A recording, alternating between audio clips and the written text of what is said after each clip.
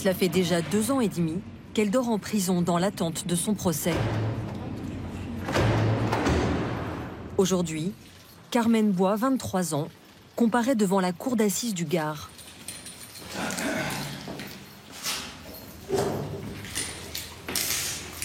Elle va être jugée pour le meurtre de son père. Elle l'a tué d'une balle dans la nuque lors d'une dispute familiale. À quelques minutes du début de l'audience, elle reçoit dans la geôle du tribunal les derniers conseils de ses avocats. 2 ans et demi se sont écoulés. Vous avez tenté de mettre tout cela de côté, mais maintenant il faut replonger dans le cœur du débat. Voilà, donc c'est ça qui est important, Carmen. Et vous restez absolument sincère. Insincère. C'est ça. Voilà. Et avec ça, ça ira bien. Il n'y a pas de composition, c'est... Voilà. Vous livrez ce que vous avez vécu. Durant 48 heures, Carmen va devoir répondre de son geste devant un jury populaire. Les gens qui me connaissent, ils savent très bien que je suis pas comme ça. Ils savent très bien que je suis pas dangereuse, que je suis pas un monstre. Carmen dit n'avoir jamais eu l'intention de tuer son père. Elle aurait juste tiré pour lui faire peur. Elle est pourtant renvoyée aux assises pour homicide volontaire aggravé. Les proches de son père parlent même d'une exécution. Sa famille est désormais divisée en 2 camps, irréconciliables.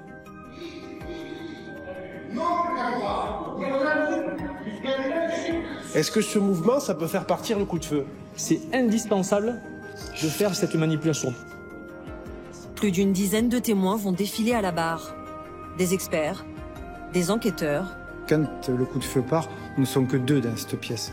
Le papa et Carmen. Et des proches, parfois bousculés par les avocats. Il n'y avait pas de flamme et pas de fumée. Je ne sais plus. Comment vous savez plus? Vous ne pouvez pas croire un seul instant que ça corresponde à une vérité quelconque. Ça, c'est votre commentaire, hein? Oui, non, mais attendez, je pose les questions que je veux, quand je veux. 48 heures d'audience pour décider du destin de cette jeune femme de 23 ans.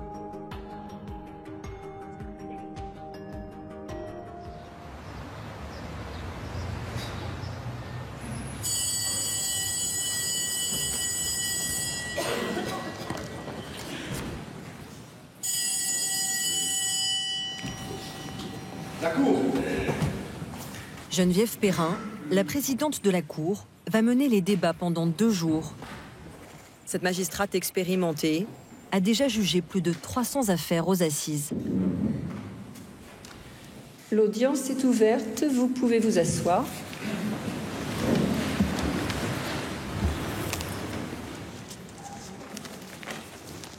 Madame Bois, je vais procéder au tirage au sort des 6 jurés chargés de vous juger, ainsi que des jurés supplémentaires. Juré numéro 15, monsieur. Le destin de Carmen commence à s'écrire maintenant. Responsable technique, 45 ans. L'avocat général et les avocats de la défense n'ont que quelques secondes pour garder ou écarter la personne qui s'avance. Agent commercial, ça c'est bien ça, faut garder. Ils sélectionnent de simples citoyens, tirés au sort sur les listes électorales. Juré numéro 25. La défense a le droit d'en écarter 4. Je recule. Je vais faire lancer. Récusé par la défense. Les avocats de Carmen récusent les potentiels pères de famille qui pourraient se sentir en empathie avec la victime. Juré numéro 34. Récusé, Madame la Présidente. L'avocat général, qui représente le ministère public et donc l'accusation, rejette 3 femmes parce qu'elles ont l'âge de Carmen. Juré numéro 11, Madame... Récusé, Madame la Présidente. Je déclare le jury définitivement constitué. Madame Bois, levez-vous s'il vous plaît. Vous êtes donc accusée du crime d'homicide volontaire sur ascendant légitime, ce qui vous fait encourir la peine maximale de réclusion criminelle à perpétuité. Reconnaissez-vous les faits qui vous sont reprochés? Oui, madame. À peine les présentations faites, l'audience est suspendue un quart d'heure. Il s'agit d'expliquer aux jurés, qui pour la plupart ne connaissent rien au droit, leur rôle pour les heures à venir et de les mettre à l'aise. Bien. Alors, vous pouvez peut-être refermer la porte, voilà, qu'on soit entre nous. Ici, donc, on va se retrouver dans cette salle à chaque suspension d'audience au final, autour de la table pour délibérer. Vous pouvez poser toutes les questions que vous voulez. Il n'y a aucune question stupide et si vous avez une question, il faut la poser parce que votre voisin sera très content que vous l'ayez posée en se disant « oui, tiens, finalement, moi, je n'avais pas compris ça ». S'il vous arrive d'aller déjeuner ensemble ou individuellement avec quelqu'un que vous connaissez, vous ne parlez pas du dossier. En aucun cas, parce qu'autour de vous, il peut se trouver des avocats ou des personnes d'une famille, de l'autre.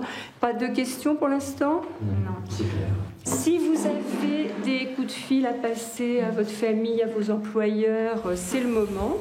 S'il y a des fumeurs parmi vous, je ne peux pas... Être juré aux assises, c'est un devoir. Impossible sous peine d'amende d'y déroger. Et vous négocierez à ce moment-là... Élodie a 2 enfants et un commerce à faire tourner. Elle a dû prendre ses dispositions. Et oui, je suis toiletteuse à mon compte, donc j'ai quelques messages sur ma boîte vocale. Et comment vous vous êtes organisée ? J'ai pas pris de rendez-vous pour les jours où je suis censée être ici. J'ai pris des numéros de téléphone et des noms, leur expliquant que si j'étais pas tirée au sort, je les rappelais. Là, j'ai été tirée au sort, donc j'ai rappelé personne. Et il y a un manque à gagner ? Là, on est rémunéré 85 € par jour, ça me paye pas ma journée de travail. J'ai des charges et j'ai plein de choses à payer, mais bon, c'est notre devoir de citoyen. Comme toujours aux assises, les débats s'ouvrent sur la personnalité de l'accusé. Monsieur l'huissier, s'il vous plaît, pouvez-vous faire venir Madame Karine Poulain-Lebon ? Une enquêtrice sociale a été mandatée pendant l'instruction pour dresser le portrait de Carmen et éclairer le contexte familial. Bonjour Madame, connaissiez-vous l'accusé avant les faits qui lui sont reprochés ? Non. Vous allez jurer... Ce qu'elle va en dire à la barre peut servir ou desservir l'accusé. Vous levez la main droite et vous dites « je le jure ». Je jure. Pour les besoins de cette enquête, je me suis bien évidemment entretenue avec mademoiselle Carmen Bois.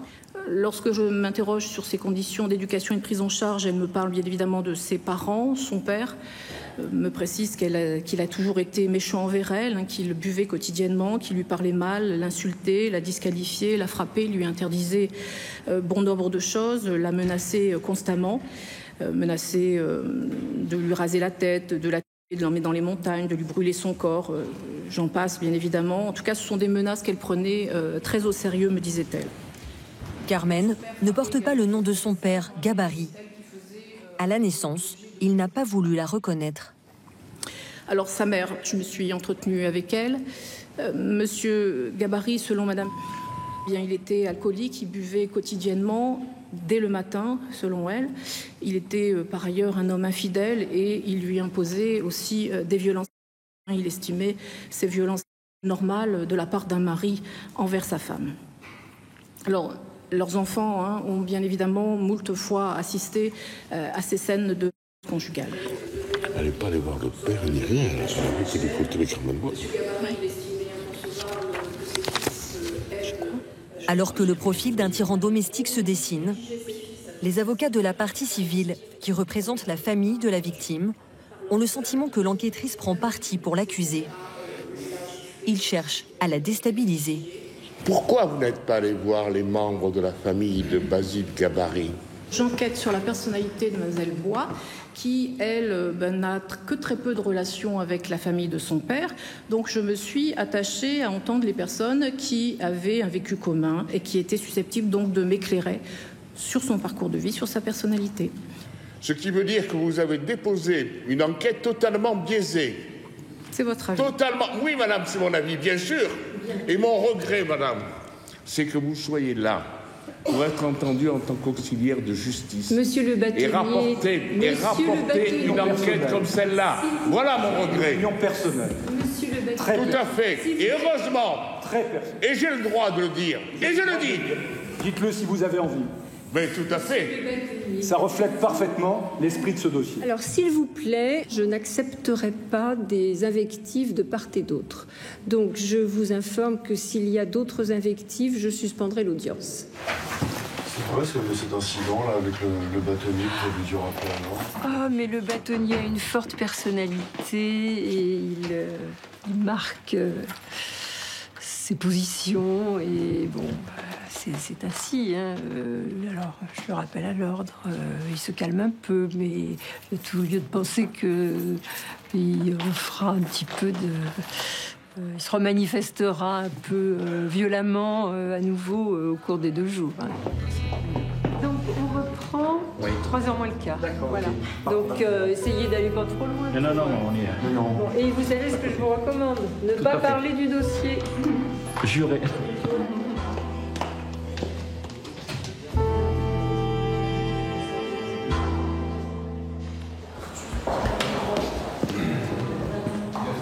Basile Gabarry aurait été violent avec sa femme comme avec sa fille. Pour que les jurés aient une image moins négative de la victime, l'avocat général a convoqué son employeur, qui lui avait fait gravir les échelons de l'entreprise jusqu'à le propulser chef de chantier. Bonjour monsieur. Bonjour. Pour accentuer le côté solennel de la cour d'assises, les témoins sans lien de parenté avec l'accusé doivent prêter serment. Monsieur, vous allez jurer de parler sans haine et sans crainte, de dire toute la vérité, rien que la vérité. Vous levez la main droite et vous dites « je le jure ». Je le jure.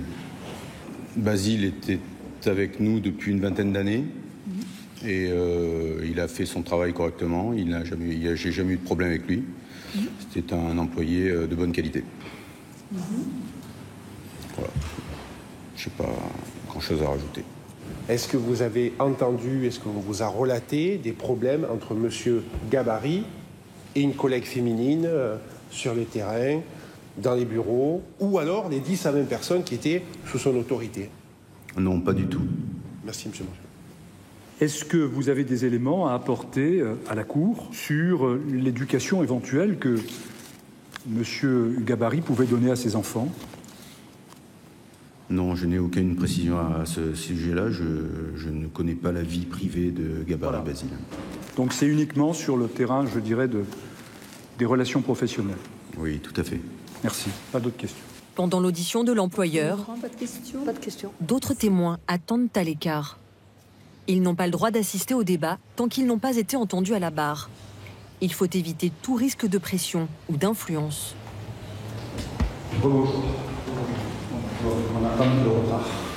L'huissier donne des consignes à 2 des frères de la victime avant leur audition. Donc en fait, je vous explique en 2 mots. Quand vous allez arriver à la barre, chaque fois qu'une question vous est posée, vous devez toujours répondre en face de vous, même si ça vient de gauche, même si ça vient de droite, vous répondez en face, parce que, ça il faut bien le garder en tête, ceux qui jugent, c'est ceux qui sont en face de vous. Ok? Et si... 10 minutes. Comment?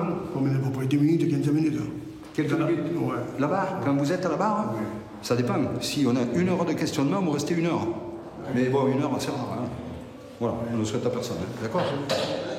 Au total, 4 membres de la famille de la victime doivent témoigner. À la barre, tous vont exprimer leur détresse, mais surtout leur colère contre Carmen. Avancez-vous. Bonsoir, madame. Vous êtes la mère de Basile Gabarry. Gabarry, c'est ça. Mon fils était très gentil. Et ce que je souhaite, c'est que ma petite fille elle soit condamnée au maximum. Parce que mon fils était très gentil. Elle faisait tout pour que sa maison aille bien. Et je ne m'attendais pas à une chose pareille. Oui. C'est tout que je veux dire. C'est tout? C'est tout. Et vous n'avez jamais rien vu de difficile dans la famille de votre fils? Non, tout allait très bien. Tout allait très bien. Ouais. D'accord. Monsieur, vous êtes le frère de Basile Gabarry. C'est ça. Bien. Nous vous écoutons. Voilà. On parle de mon frère.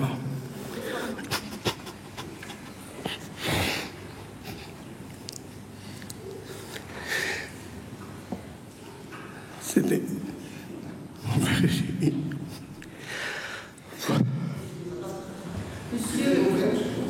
monsieur... Alors, monsieur, vous n'intervenez pas, s'il vous plaît. Monsieur, votre famille a un avocat. Vous verrez avec votre avocat s'il y a c'est bon, monsieur. On va vous faire entendre. de vous exprimer tout à l'heure. On va vous faire entendre, monsieur. Un instant. Cet autre frère n'était pas prévu sur la liste des témoins. Silence. Un peu de silence, s'il vous plaît. Merci. Mais Geneviève Perrin accepte de le faire venir à la barre. Alors, bonjour monsieur. Bonjour, monsieur, dame. Quel est votre nom? Un pouvoir souverain que seuls les présidents de cour d'assises possèdent. Simplement, mon frère, c'était un père de famille. Dès qu'il arrivait au travail, du matin au soir, il disait, pour ma fille et pour mon fils, je vais leur construire une villa. Pour ma fille en premier, derrière lui, il avait un terrain. Il m'a dit, derrière mon terrain, ça sera une villa pour ma fille, qui est là. Et je comprends pas qu'on arrive à le salir comme ça. D'accord. Et toute la famille réunie qui me salisse à ce point-là, ça sort de mon imagination. D'accord, monsieur. D'accord, monsieur. Pas de questions. Pas de questions. Au clan de la victime succède le clan de l'accusé, avec évidemment un discours radicalement opposé. De bien vouloir... La mère de Carmen, aujourd'hui handicapée par une myopathie, a eu 6 enfants avec Basile Gabarri. Je l'ai rencontré quand j'étais jeune. Et je suis tombée amoureuse de lui. J'étais vraiment folle amoureuse de lui. Donc, du coup, je suis restée avec lui. Après, avec le temps, moi, je suis tombée enceinte. Et lui, il ne voulait pas. Il ne voulait pas? Non, il ne voulait pas. Il voulait que je le cache à sa famille. Quand j'étais dehors dans la rue, il fallait que je cache mon ventre. Il n'acceptait pas, en fait, que je sois enceinte. Et il m'a dit, t'as qu'à le jeter dans les chiottes. Voilà, c'est moi. T'as qu'à le jeter dans les chiottes. Mais moi, je voulais pas. Parce que c'est mon bébé. C'est ma fille. Moi, je voulais pas. Donc, je l'ai gardé. Oui, oui. Une fois, quand ma soeur était voisine avec moi, j'étais chez ma soeur. Elle me dit, oui, c'est pas normal, pourquoi tu n'es pas là quand je rentre? Tu dois être à la maison, c'est ta place. Ta place, elle est à côté de moi. Tu es ma femme, donc quand je rentre, il faut que tu sois là. Il m'a mis sur le lit, il m'a bloqué, les mains, les jambes, et il m'a... J'ai cru que ça n'allait jamais s'arrêter. Et c'est mes enfants qui m'ont sauvée. Parce qu'ils hurlaient, papa arrête, papa arrête. Et c'est là qu'ils ont arrêté. C'était toujours comme ça, toujours. Si vous aviez à définir votre fille en quelques mots, qu'est-ce que vous diriez d'elle? C'est une merveille. Et elle est malheureuse. Et c'est à cause de moi, parce que j'ai pas su la protéger. Voilà, c'est là donc les questions d'où vient, vous répondez toujours de face. Vous êtes la grand-mère de Carmen Bois. Vos petits-enfants, avez-vous observé sur eux des traces de violence? Non, je n'ai pas observé, mais ils me le disaient. Ils vous disaient quoi? Que leur père les quand ils avaient fait une bêtise, ou même quand ils n'avaient pas fait de bêtise d'ailleurs, s'ils n'obéissaient pas à un ordre. Carmen, un jour, elle était malheureuse, je suis allé chez eux et elle m'a dit, mamie, pourquoi il est méchant? Pourquoi ma mère, pourquoi il est méchant avec nous? Je lui ai dit, je ne sais pas Carmen, c'est comme ça et je ne sais pas. Et elle me dit, mais tu crois que si j'étais plus gentille avec mon père, il m'aimerait? Elle me dit, si je lui faisais mieux sa glacière pour aller travailler, si je lui faisais à manger correctement à l'heure qu'il veut manger. Et je lui ai dit, je crois pas Carmen, je crois pas que ça s'arrêtera. Ça va? Oui, ça va. C'est difficile à suivre. Oui, un peu, oui. Il y a plein de contradictions. Mais vous allez petit à petit construire une vérité qui sera, en fonction des jurés, peut-être différente. Vous aurez, vous, une conviction, vous en aurez une autre, en fonction, vous aurez trouvé telle personne plus crédible, plus sincère, alors qu'en fait, peut-être qu'elle ment complètement. Mais ça, c'est très subjectif. La vérité judiciaire, c'est ce qu'on recherche, nous, pour pouvoir prendre une décision. Mais la vraie vérité, il n'y a que ceux qui sont acteurs qui la savent. En fait, pour les résidus de tir, je les prends en charge. Ouais. Non, mais ça, moi, j'en parle pas des résidus de tir.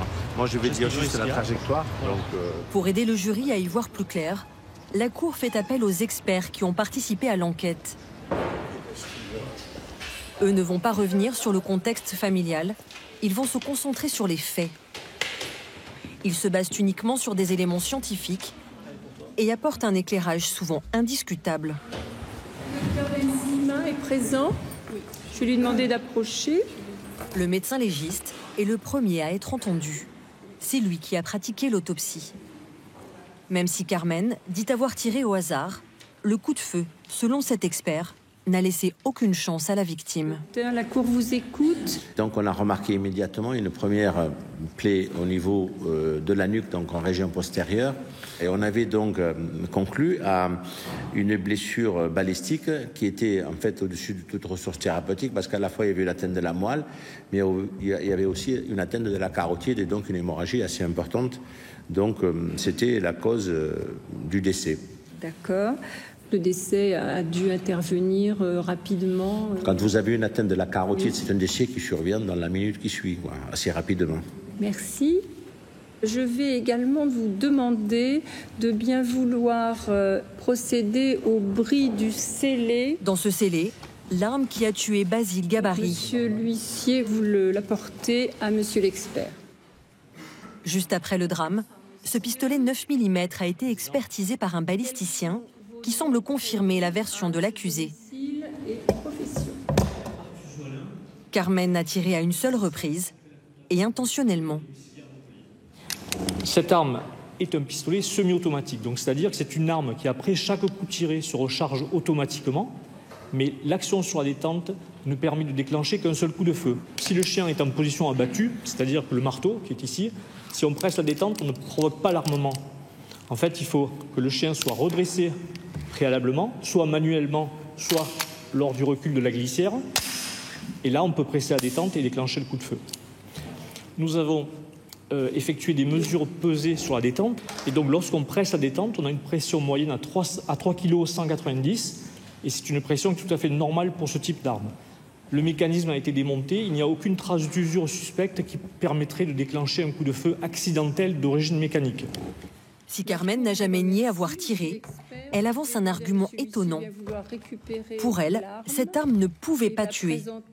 Son père lui aurait toujours dit que ce 9 mm était inoffensif, qu'il ne servait qu'à faire peur. Cette version du pistolet qui ne tue pas, son petit frère va la répéter à la barre. Bonjour monsieur. Bonjour. Est-ce que vous aviez déjà vu le pistolet qui a été utilisé ce soir-là? Oui. Est-ce que vous pouvez nous en dire un petit peu plus? Il était là, ce pistolet, depuis combien de temps? Je ne sais pas exactement, mais il était dans la table. Il le nettoyait de temps en temps. Il jouait avec dans le terrain. Il jouait avec? Dans le terrain, il s'amusait à tirer par terre. Qui donc? Mon père. Votre père. Et vous saviez qu'il existait, qu'il était là? Oui, mais il ne fait pas mal. Pardon? Oui, mais il ne faisait pas mal. Comment savez-vous qu'il ne faisait pas mal? Il nous l'a dit. Votre père? Oui, c'était juste pour faire peur. D'accord. Est-ce que j'ai bien compris? Votre père disait que le pistolet ne pouvait pas tuer? Oui. Vous l'avez entendu? Oui. Monsieur Bois, quel âge aviez-vous quand vous avez vu votre père s'exercer au tir dans le jardin? 13 ans. 13 ans. Très bien. Il était où? Dans la maison, je le regardais à travers la fenêtre. Vous ne voyez pas la flamme qui sortait de l'arme? Non. Vous n'entendiez pas le coup? Oui, mais pour moi, c'était pour faire peur. Vous ne voyez pas la fumée qui sortait de l'arme, monsieur? Non. Donc c'était un pistolet qui faisait du bruit. Il n'y avait pas de flamme et pas de fumée. Je ne sais plus. Comment vous ne savez plus? Je ne sais plus. Enfin, monsieur, ne pas croire un seul instant que ça corresponde à une vérité quelconque. Alors, ça, c'est votre posez commentaire. des Hein. questions. Oui, oui, On non, en est aux quand questions. même, Votre commentaire, je on l'aura pose après. Les questions que je veux, Oui, quand les je veux. questions. Oui, oui. Et vous me laissez faire, s'il vous Que je plaît. veux, On quand a je le veux. droit de répondre à vos commentaires. Voilà, on a le droit de répondre à vos commentaires. Monsieur le bâtonnier, Mais non. vous posez des questions, il n'y a aucune difficulté. Moi, Le bâtonnier pense que le frère de Carmen ment. Mais il lui est interdit de faire des commentaires personnels sur son témoignage. Il a obligation de s'en tenir à des questions. C'est bien ça? Elle ne fait pas de flamme? Oui. Il n'y a pas de fumée? Pas dans mes souvenirs. Bien, d'autres questions? Non, merci. Je crois, monsieur. Non, non, non, vous croyez Non, rien du tout. Je crois ce que je veux. Non, non, et mais je vous le faites dis. pas- non, et je vous le faites dis. pas Je de crois qu'il commentaire. ment. Voilà ce que je crois. Vous direz ce que vous voulez, vous posez des questions, vos commentaires ne nous intéressent pas. Ah, Mimran. Voilà, ça C'est suffit. invraisemblable Invraisemblable que ça se passe de cette façon-là. Alors ça suffit, l'audience est suspendue. Je me suis jamais permis de dire L'audience quoi que est ce soit suspendue. aux témoins. Jamais. Je suis correct. Vous êtes incorrect. Vous essayez de faire pression.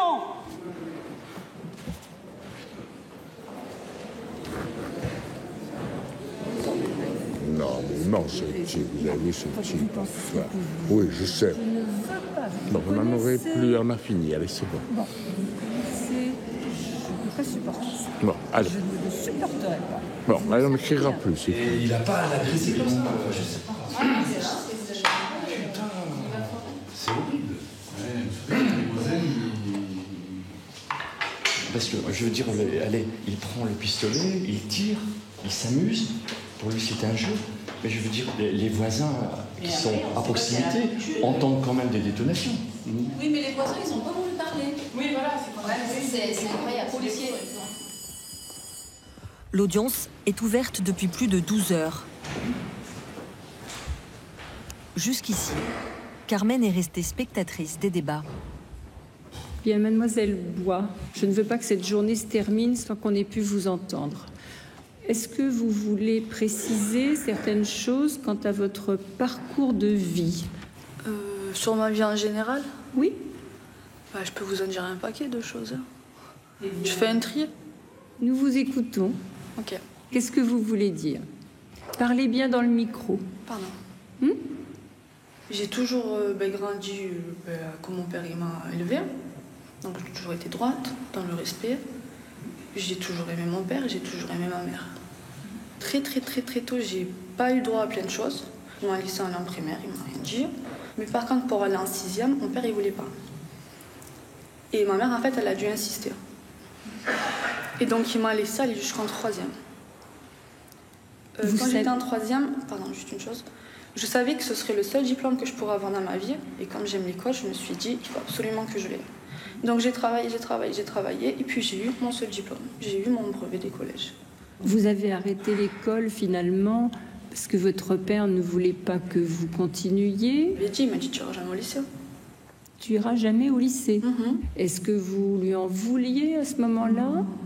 Non, parce que je m'estime heureuse, parce que moi je sais lire, écrire et compter, alors que normalement je devais même pas rentrer en 6e. D'accord.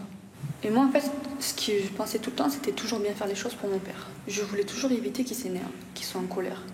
Quand il allait à la douche, il fallait lui préparer tout. Donc il y a le pyjama, le slip, attendez, le pyjama, le slip, la serviette, donc la grande, la petite, le gant toilette. Il fallait que je vérifie pour le gel douche et le shampoing qu'il ne manque pas. Il fallait que je ferme la fenêtre et que je lui mette le chauffage en route. Donc voilà. Carmen, dites-moi, est-ce que vous aviez quelques instants pour vous? Oui, le soir. Quand mon père était dans son lit, je me mettais dans mon lit avec la lampe frontale et puis je lisais des livres. Je mettais la lampe pour pas que mon père il me voie en fait. C'était votre grand plaisir, la lecture? Oui, j'aime ça, madame. Ça vous apporte quoi? Je sais pas. Ça me calme et puis je pense pas trop en fait. Je me mets dans le livre et puis c'est l'histoire du livre, c'est pas ma vie, c'est pas moi. Je me mets dans les livres. Est-ce qu'il vous est arrivé d'aller vous promener, voir des amis? J'ai pas d'amis, madame. Merci, madame Bois, de vous asseoir. L'audience est suspendue. Elle reprend à 9h demain matin. Carmen, essayez de dormir. Hein? Ça pue là, ça sent bon. Hein? Ça pue, ça sent bon. Ça va. Pour le moment, on D'accord. ça va. Demain, il y a un gros morceau. Hein. C'est l'effet. Hein. C'est l'effet. Il faut vraiment vous mettre dedans. Mais on vous reverra demain matin, Anne-Maryse. OK? Allez, essayez de vous reposer. Hein. Merci. Allez.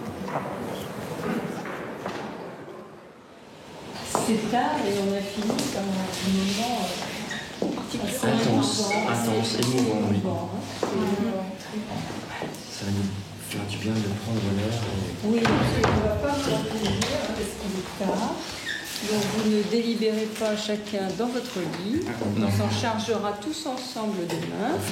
Voilà, essayez de penser à autre chose. Hein, on a eu une grosse journée. Oui. Bonne soirée. Bonne soirée. Ce qu'il en reste.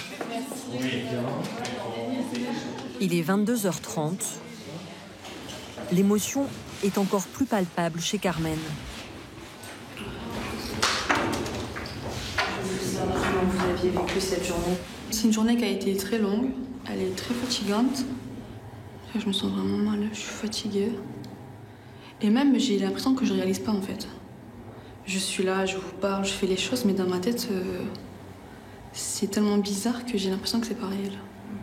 La famille de mon père, ben, j'y tiens en fait, enfin j'y tenais. Mais là maintenant, je me rends compte qu'en fait, ils s'en foutent de moi. Et en fait, ce qu'ils ont dit, ça me dégoûte. Parce qu'en fait, ils me salissent. Alors qu'ils savent très bien que je suis pas comme ça dans le fond, ils me connaissent. Mais juste pour là, parce qu'ils ont besoin, ben ils mentent.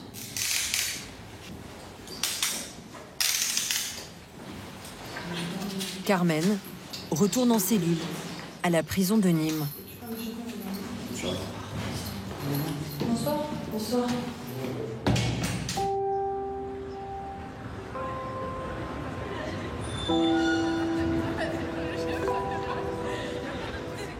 Deuxième et dernier jour du procès. Est-ce qu'il est bon notre café?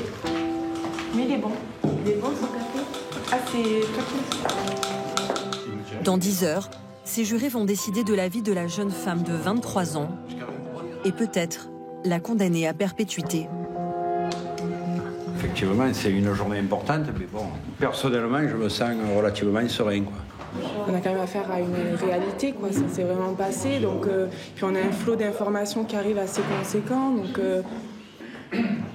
ouais, je me sens quand même pas hyper à l'aise, quand même assez stressée. Sur le fait de prendre une décision qui va impacter sa vie, comment Je le vivais très mal au début, et là, on n'a pas le choix, donc il va falloir le faire. On verra ça ce soir. Pourquoi vous viviez mal, ce que vous vous disiez? On ne peut pas choisir pour le sort de quelqu'un, c'est compliqué, je trouve. C'est sa vie qui est en jeu, quoi.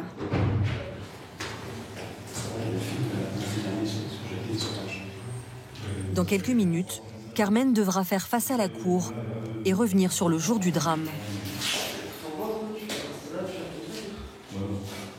Un moment crucial qu'elle a préparé avec ses avocats lors de leur visite en prison. Ça va? Oui, oui. Vous avez réussi à dormir? Un peu? Bonjour Carmen. Bon, là, on va vous demander de parler des faits. Hein, donc, il faut vraiment bien vous mettre dedans. Hein. Et c'est ça, madame, je crains de ne pas y arriver. Et vous essayez, dans votre tête, de revoir les images. Okay. Hein, vous essayez de vous remettre les images dans la tête. Hein, vous revoyez. Hein, à partir du moment où il commence à vous faire charler les larmes, etc., hein, vous revoyez ce que vous faites. Vous essayez de vous revoir en train de faire ça. Hein, mais vous allez y arriver. Hein, il faut, parce que d'abord, c'est votre peau. Hein, donc, il faut que vous y arriviez. Hein. Vous vous rappelez du geste que vous avez fait, cette espèce de geste circulaire dans le cours duquel vous avez tiré. Donc, il faut l'expliquer et il faut surtout réaffirmer, comme vous l'avez toujours fait au cours de l'instruction, au cours des débats, que vous n'avez jamais eu l'intention de tuer votre père. Alors ne vous laissez pas impressionner par les hurlements de la partie civile en face. Vous dites les choses telles que vous les avez vécues, telles qu'elles sont. Ni plus, ni moins. D'accord ? Allez, à tout de suite.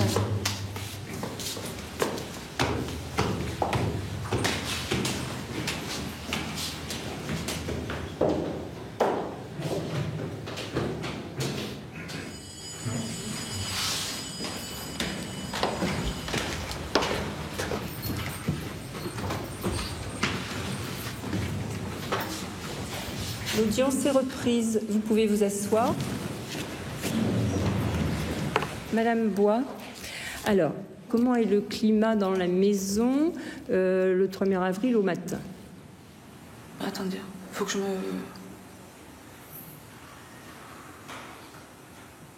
Moi, je vous dis comme ça vient parce que...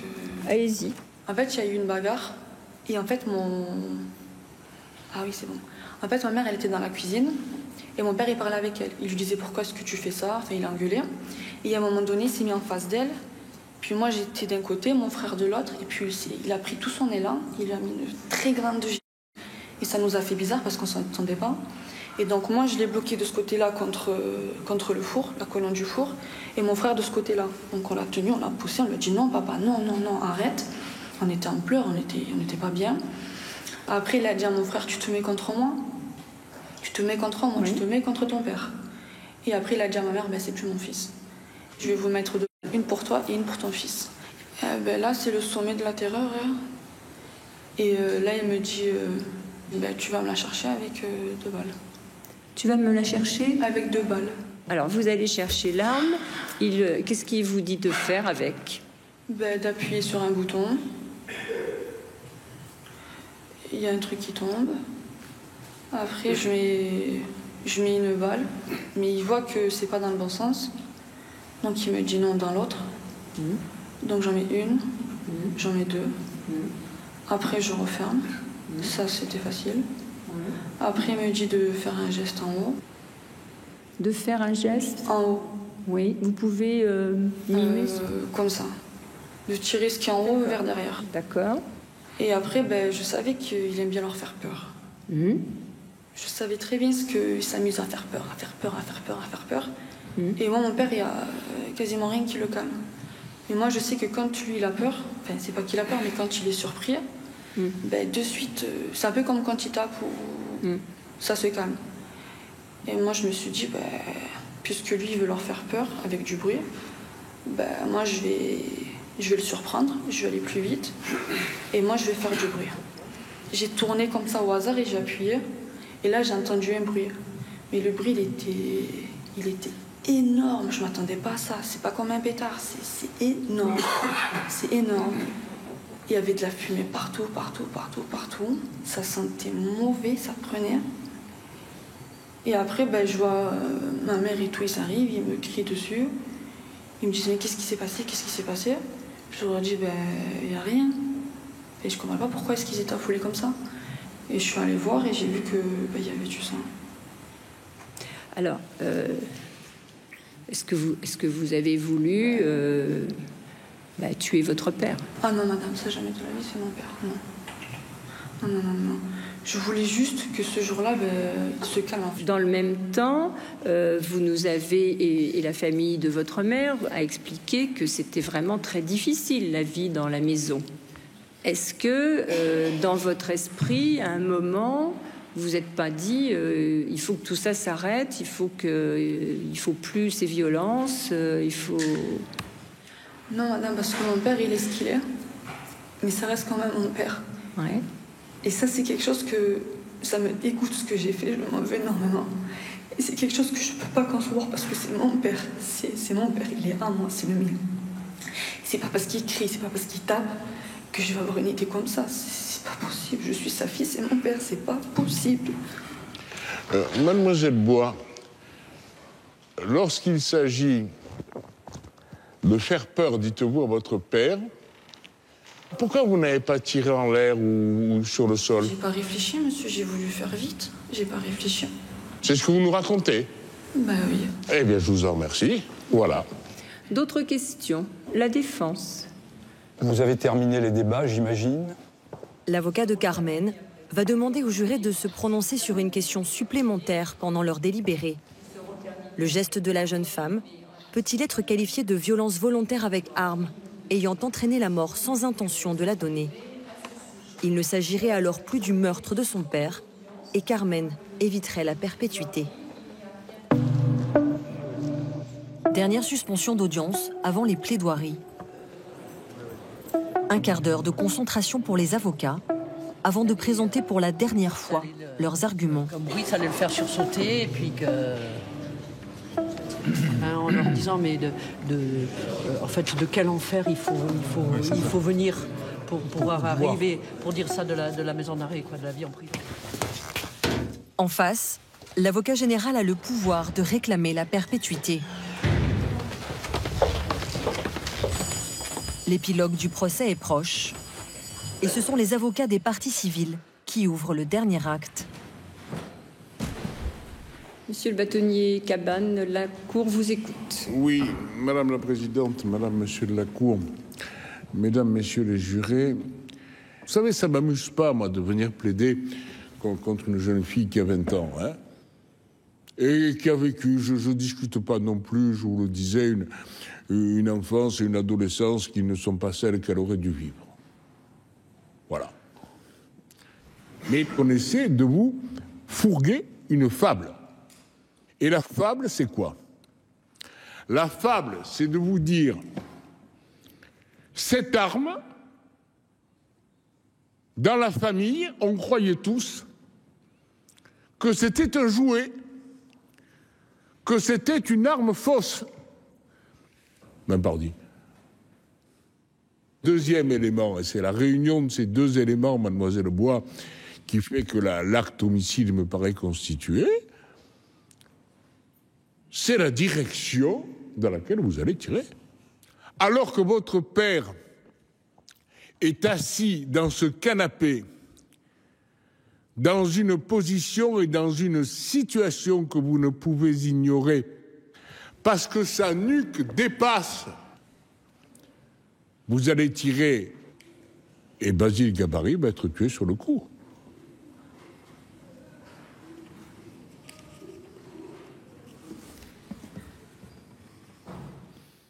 Même si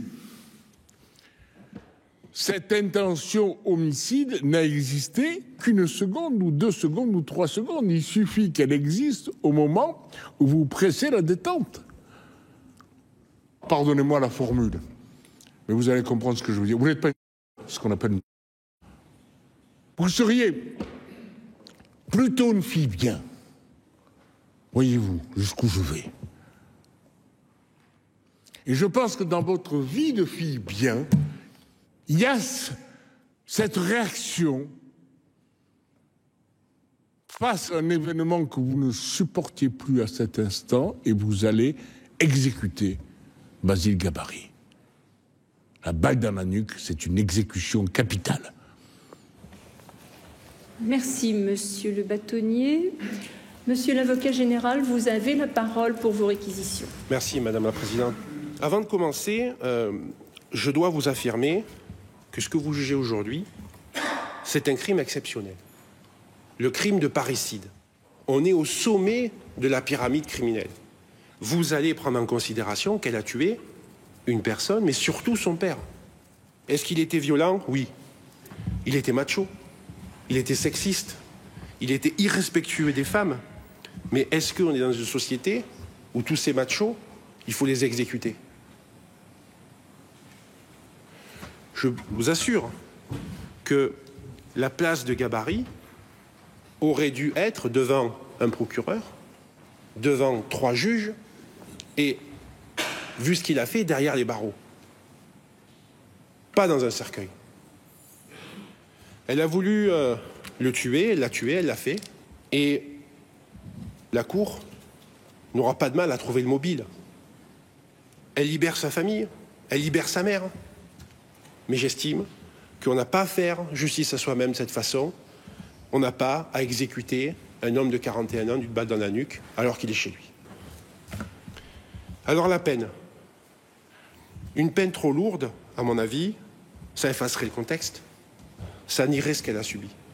Mais une peine trop légère reviendrait à lui dire qu'elle a bien fait et qu'elle n'avait que cette solution, alors qu'elle avait d'autres solutions. Je regarde 10 ans de réclusion criminelle. Merci, monsieur l'avocat général. L'audience est suspendue un petit quart d'heure. On a carrément changé mon opinion. C'est pour ça qu'on ne peut pas prendre une décision. Il faut écouter vraiment jusqu'à la fin. Parce que des fois, on part sur...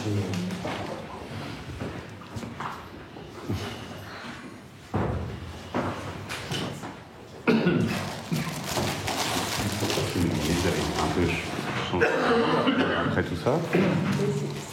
C'est bizarre. Pour moi, ça m'a changé. Je verrai avec les autres avocats, mais... Vous allez voir, ça va changer encore. Oui, voilà.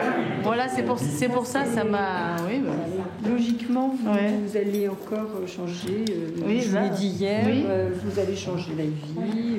Peut-être pas, mais enfin, si vous changez d'avis, ce ne sera pas étonnant. Voilà. Est-ce que les réquisitions de l'avocat général vous étonnent? Est-ce que 10 ans, c'est ferme, pas trop? Pour un meurtre aggravé, 10 ans, ça fait partie des peines basses.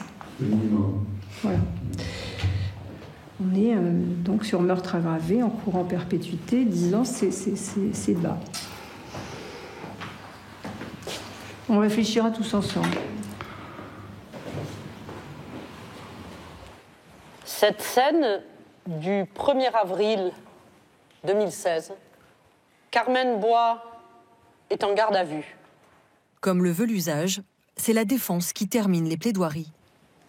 Le commandant de police passe la tête et il entend cette phrase. Mon papa va revenir et il va me gronder. C'est la phrase d'une criminelle, si je suis monsieur l'avocat général, qui pour quantité de mobiles aurait décidé de liquider son père. Alors ça nous conduit à la question de ce dossier que l'expert psychiatre pose dans des termes extrêmement simples et extrêmement clairs. Il vous dit: on a du mal à croire qu'une fille de 20 ans puisse imaginer qu'une arme ne soit pas mortelle. Et pourtant, ce sont ces mots, probable, il est probable que cette fille, c'est le mot qu'il a utilisé, n'avait pas conscience d'avoir dans les mains une arme mortelle. Il est probable. C'est beaucoup. Son père, il est dans sa tête, son père, il a tout envahi. Son père, il est comme une tumeur dans son cerveau, qui domine tout, qui envahit tout. Alors quand son père lui dit de prendre cette arme pour faire peur, elle ne prend qu'un instrument de la peur. Est-ce que Carmen a tenté, lors de cette première confrontation avec l'officier de police judiciaire, de dire le coup est parti accidentellement? Jamais, jamais, jamais. Carmen a toujours dit « j'ai appuyé sur la détente ». Est-ce que Carmen a tenté également de dire il y a eu une espèce d'empoignade, etc. et le coup est parti de façon accidentelle là encore? Jamais. Carmen a toujours dit la vérité. Et quand elle vous dit « j'ai pas voulu tuer mon père, j'ai jamais voulu tuer mon père, j'ai simplement voulu le faire réagir », on ne peut pas accorder de crédit à la parole qui est la sienne. Moi, je vous demande de rendre un verdict qui soit empreint de respect à l'égard de la parole de cette dernière. Je vous demande de faire en sorte que nous n'ayons pas, ni les uns ni les autres, à rougir de ce verdict. Monsieur l'avocat général, vous a livré Carmen, je vous la confie. Merci, maître Billet. Carmen Bois, levez-vous, s'il vous plaît. Avez-vous quelque chose à ajouter pour votre défense? Oui, je voudrais juste dire une chose, c'est que je n'ai jamais voulu tuer mon père.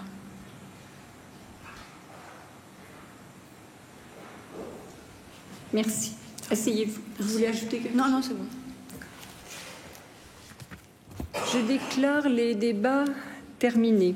Mesdames et messieurs les jurés, nous allons nous rendre dans la salle des délibérations. Nous n'en sortirons qu'après avoir pris notre décision. Le jury va maintenant débattre dans le secret du huis clos. les 6 jurés, mais aussi les 3 magistrats qui ont présidé l'audience. Chacun dispose d'une voix et doit voter coupable ou non coupable selon son intime conviction. Un scrutin à bulletin secret, renouvelé autant de fois que nécessaire, jusqu'à obtenir une majorité de 6 voix. Il vote ensuite la durée de la peine. Vas-y. Ça va, Carmen? Ça va, vous n'êtes pas trop stressé? Ça va? Un peu. Vous avez du mal à comprendre. Là. Ah, bon, là, ça va faire presque 3 heures. Pas loin, hein? Ouais, donc ça devrait pas tarder, hein, puisque les délibérés sont souvent vers 3 heures. Voilà. En fait, ma vie, je vais la savoir dans pas longtemps, là. Si... Enfin, les prochaines années, en tout cas. Les prochaines années. C'est bizarre, madame. Tout s'est passé vraiment... correctement. Voilà, correctement. Et il n'y a pas un élément qui est sorti qui puisse vous être défavorable. Donc, de ce côté-là, on peut être relativement tranquille. Après, comme c'est un vote... Et puis c'est un jury populaire. Voilà, hein, on ne sait pas comment les gens peuvent réagir. Il y a peut-être des gens qui sont totalement révulsés par ce que vous avez fait dans le jury. D'accord. Bon, on va remonter. À tout à l'heure. Et puis, on attend ça avec impatience.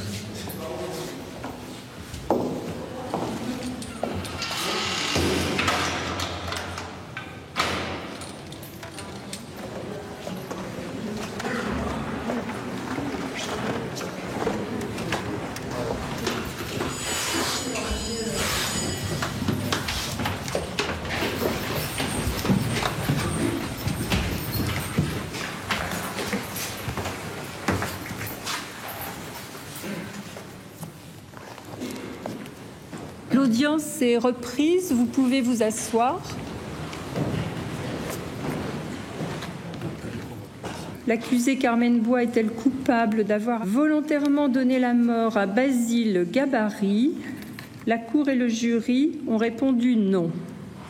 Sur des faits de violence volontaire ayant entraîné la mort sans intention de la donner, la Cour et le jury ont répondu oui à la majorité de 6 voix au moins. Carmen n'est donc pas considérée comme une meurtrière. Il n'y avait pas, selon le jury, d'intention de tuer. Seul le crime de violence volontaire a été retenu. De la lecture de ces articles, merci.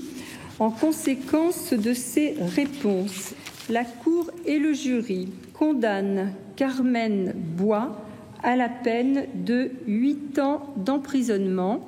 Vous disposez d'un délai de 10 jours pour faire appel. L'audience criminelle est levée.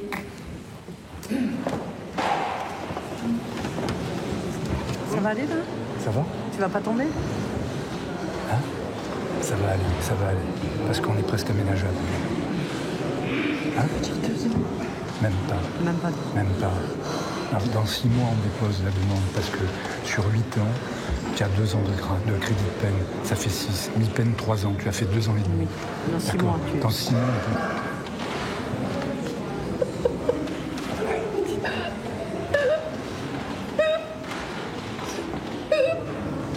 Allez, il reste 6 mois. 6 mois.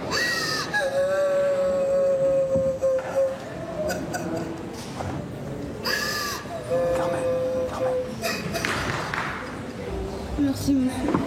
Je vous reverrai après ou pas? Ouais.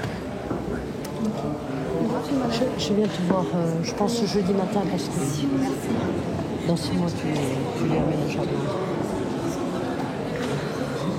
Allez, ciao ma grande. Je viens te voir. Hein? Ciao. Carmen retourne dormir en prison. Elle ne fera pas appel de sa condamnation. L'avocat général non plus.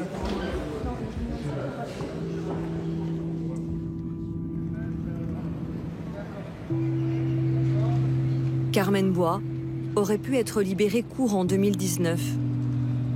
Malgré l'espoir de cette nouvelle vie, elle s'est donné la mort le 24 décembre dernier au centre pénitentiaire de la Talaudière, où elle était incarcérée depuis plus de 2 ans.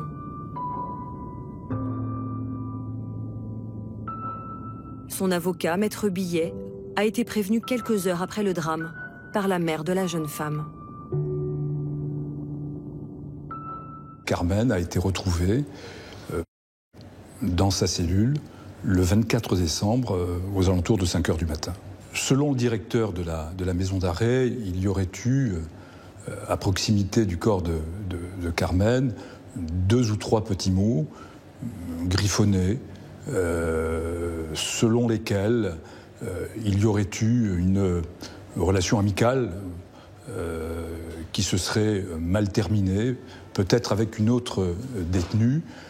Moi, j'ai vu Carmen une semaine avant. Je ne l'avais pas revue depuis le procès. On a eu un entretien qui a été assez long, dans lequel elle avait de l'espoir parce qu'elle repartait vivre non loin de sa famille, aux côtés de sa mère, avec des projets incontestablement. Elle voulait passer son bac, elle voulait ensuite pouvoir s'inscrire en faculté, mais il y avait toujours dans le regard de Carmen une sorte de tristesse, malgré tout, une sorte de résignation. Je ne l'ai pas trouvée rayonnante. On est peut-être passé trop vite à autre chose. C'est-à-dire qu'on a pensé que Carmen pouvait être véritablement sauvée, qu'elle allait reconstruire sa vie, qu'elle tournait définitivement la page. En réalité, le mal, à mon avis, était plus profond. Carmen a été inhumée hier dans les Ardennes, dans la plus stricte intimité.